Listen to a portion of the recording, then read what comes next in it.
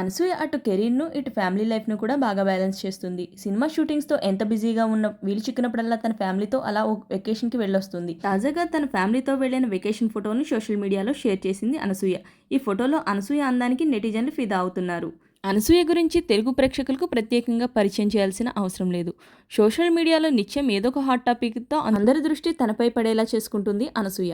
బుల్లితెరకు దూరమైన వెండితెరపై నటిస్తూ అలరిస్తుంది. 20 ఏళ్ల క్రిందట వచ్చిన ఎన్టీఆర్ నాగా సినిమా సమయంలోనే సిల్వర్ స్క్రీన్‌పై కనిపించింది అనసూయ. తర్వాత కొన్నేళ్లకు న్యూస్ ప్రెజెంటర్‌గా మారి ఆ తర్వాత జబర్దస్త్ కామెడీ షోలో యాంకర్‌గా చేసి మంచి పాపులారిటీని సొంతం చేసుకుంది.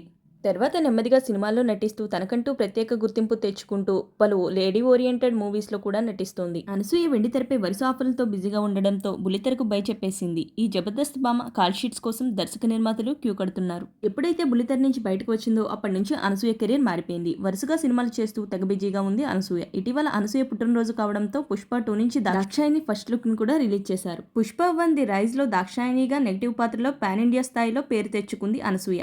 తాజాగా బుధవారం కుటుంబ సభ్యులతో కలిసి తన పుట్టినరోజు వేడుకలను జరుపుకుంది. అనసూయ ఈ ఫోటోలను సోషల్ మీడియాలో అభిమానులతో పంచుకుంది. ఈ ఫోటోలు నెట్టింట వైరల్గా మారాయి. ఆ బ్యూటిఫుల్ ఫొటోస్ని ఈ వీడియోలో మీరు కూడా చూసేయండి.